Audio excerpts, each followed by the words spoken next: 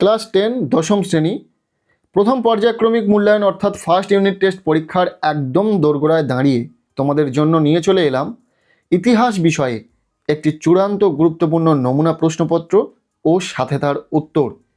এই নমুনা প্রশ্নপত্রে থাকা প্রতিটা প্রশ্ন পরীক্ষার জন্য ভীষণ গুরুত্বপূর্ণ, পরীক্ষাতে আসার মতো প্রশ্ন।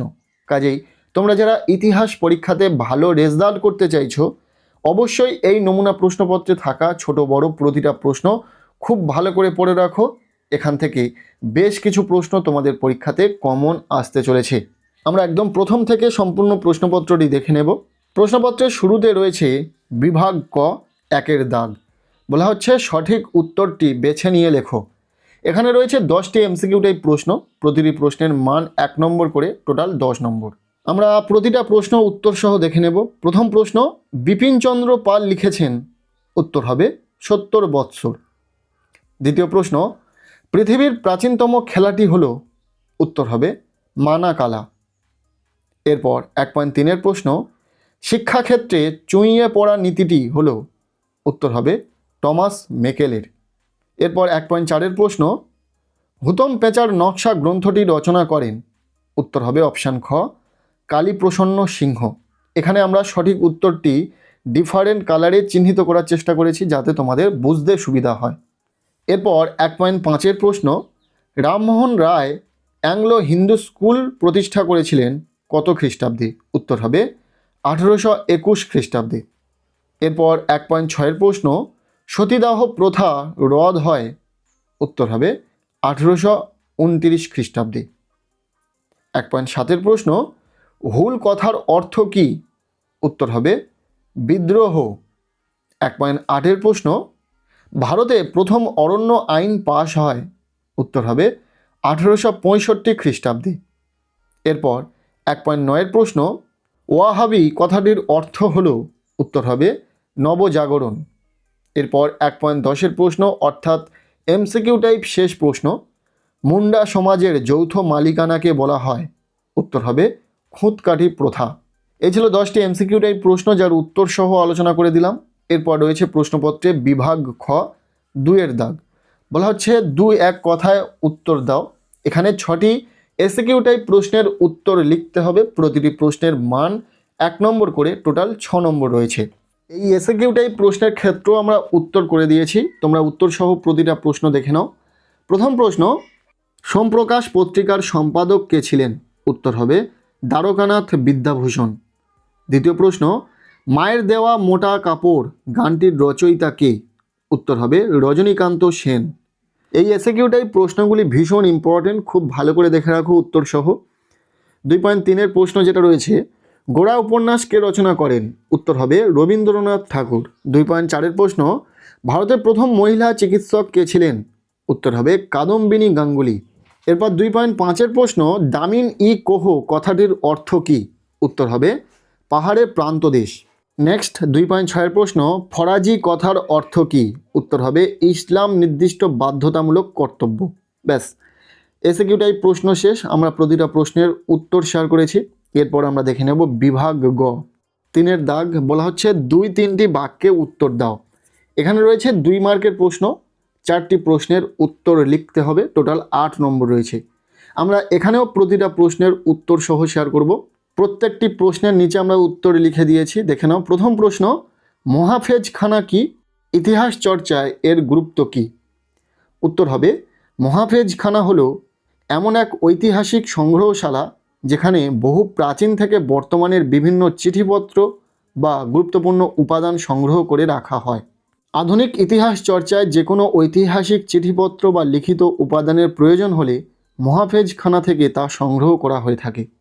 এরপর দ্বিতীয় প্রশ্ন, মেকলে মিনিট কি, উত্তর হবে 1813 খ্রিস্টাব্দের সনদ আইন অনুসারে ভারতীয় শিক্ষা খাতে বার্ষিক 1 লক্ষ টাকা ব্যয়ের সিদ্ধান্ত নেওয়া হয়।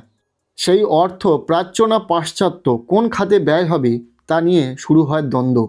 এই দ্বন্দ্বের অবসানে ব্যারিংটন মেকেলে পাশ্চাত্য শিক্ষা খাতে অর্থ ব্যয়ের সিদ্ধান্ত নেন। 1835 খ্রিস্টাব্দে এই প্রস্তাবটি মেকলে মিনিট নামে পরিচিত। এরপর 3.3-এর প্রশ্ন, 3 আইন কি, এটি কবে পাশ হয়, এর ঘোষিত বিষয়টি কি, উত্তর হবে 1872 খ্রিস্টাব্দে কেশবচন্দ্র সেন এর নেতৃত্বে এই আইন পাশ হয়। এর দ্বারা বাল্যবিবাহ, বহুবিবাহ নিষিদ্ধ হয় এবং বিধবা বিবাহ, অসবর্ণ বিবাহ আইন সিদ্ধ হয়। এই যে প্রশ্নগুলি তোমরা দেখছো, প্রতিটা প্রশ্ন ভীষণ ইম্পর্টেন্ট। আর আমরা যেহেতু প্রতিটা প্রশ্ন উত্তর সহ শেয়ার করছি, তোমরা এক ঝলক দেখে রাখলেই কিন্তু পরীক্ষাতে হুবহু লিখতে পারবে এই প্রশ্নগুলি যদি আসে। খুব ভালো করে মনোযোগ দিয়ে ভিডিওটি দেখো এবং প্রশ্নগুলো দেখে রাখো। এরপর 3.4-এর প্রশ্ন, নীল চাষের ক্ষেত্রে দাদন প্রথা বলতে কি বোঝো? উত্তর হবে, নীল চাষের ক্ষেত্রে দাদন নামে এক ধরনের অগ্রিম অর্থ জোর করে চাষিকে দিয়ে দেওয়া হতো, যার বিনিময়ে উৎপাদিত নীলকরদেরকেই বিক্রি করতে বাধ্য হতো। 2 মার্কের প্রশ্ন শেষ। আমরা প্রতিটা প্রশ্ন উত্তর সহ দেখে নিলাম। এরপর রয়েছে বিভাগ ঘ, 4-এর দাগ। বলা হচ্ছে 5 থেকে 7টি বাক্যে 2টি প্রশ্নের উত্তর দাও। এখানে রয়েছে 4 মার্কের প্রশ্ন, 2টি প্রশ্নের উত্তর লিখতে হবে, টোটাল 8 নম্বর। এই বড় প্রশ্নের ক্ষেত্রে ঠিক কোন প্রশ্নগুলি পড়তে হবে আমরা নেক্সট ভিডিওতে বলে দেব। তবে এই প্রশ্নপত্রে যে প্রশ্নগুলি রয়েছে সেই প্রশ্নগুলিও ভীষণ ইম্পর্টেন্ট পরীক্ষার জন্য, খুব ভালো করে পড়ে রাখো। আমরা প্রতিটা প্রশ্ন দেখে নেব। প্রথম প্রশ্ন, ইতিহাসের উপাদান হিসাবে বঙ্গদর্শন ও সোমপ্রকাশ পত্রিকার 2টির মূল্যায়ন করো। ইম্পর্টেন্ট প্রশ্ন। এরপর দ্বিতীয় প্রশ্ন, হুতম পেঁচার নকশা গ্রন্থে 19 শতকের বাংলার কিরূপ সমাজচিত্র পাওয়া যায়? নেক্সট 3 নম্বর প্রশ্ন, কী উদ্দেশ্যে ঔপনিবেশিক অরণ্য আইন প্রণয়ন করা হয়? 4 মার্কের প্রশ্নের জন্য এই 3টি প্রশ্নই ভীষণ ইম্পর্টেন্ট রয়েছে, খুব ভালো করে পড়বি। এরপর রয়েছে বিভাগ উ, 5-এর দাগ। বলা হচ্ছে 15 থেকে 16টি বাক্যে একটি প্রশ্নের উত্তর দাও। এখানে রয়েছে 8 নম্বরের বড় প্রশ্ন। 2টি প্রশ্ন পরীক্ষাতে থাকবে, একটি প্রশ্নের উত্তর তোমাদেরকে লিখতে হবে। সো 8 মার্কের জন্য কোন প্রশ্নগুলি পড়তে হবে সেটা আমরা পরবর্তী ভিডিওতে বলে দেব। তবে এখানে যে 2টি প্রশ্ন রয়েছে এই 2টি প্রশ্নই ভীষণ ইম্পর্টেন্ট, দেখে রাখো। প্রথম প্রশ্ন, নীল বিদ্রোহের কারণ ও ফলাফল আলোচনা করো। ইম্পর্টেন্ট প্রশ্ন। এরপর দ্বিতীয় প্রশ্ন, 19 শতকে বাংলার পাশ্চাত্য শিক্ষা বিস্তারে রামমোহন রায়ের ভূমিকা আলোচনা করো।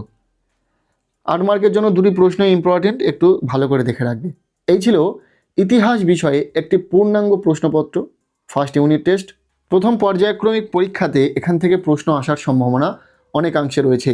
প্রতিটা প্রশ্ন খুব ভালো করে দেখে রাখো। আমরা খুব তাড়াতাড়ি এমসিকিউ, এসএকিউ, পাশাপাশি 4 মার্কের জন্য কোন প্রশ্নগুলো পড়বে, 8 মার্কের জন্য কোন প্রশ্নগুলো পড়তে হবে, প্রতিটা প্রশ্ন শেয়ার করে দেবো সাজেশন আকারে। সেই প্রতিটা সাজেশন ভিডিও পরপর চ্যানেলে আসতে চলেছে, তাই যারা চ্যানেলে নতুন এখনই চ্যানেলটিকে সাবস্ক্রাইব করে রাখো। আজকের এই ভিডিওটি কেমন লাগলো জানিও। ভিডিওটি ভালো লেগে থাকলে লাইক করে দাও, আর পারলে ভিডিওটি বন্ধুদের সাথে প্রচুর শেয়ার করে দাও।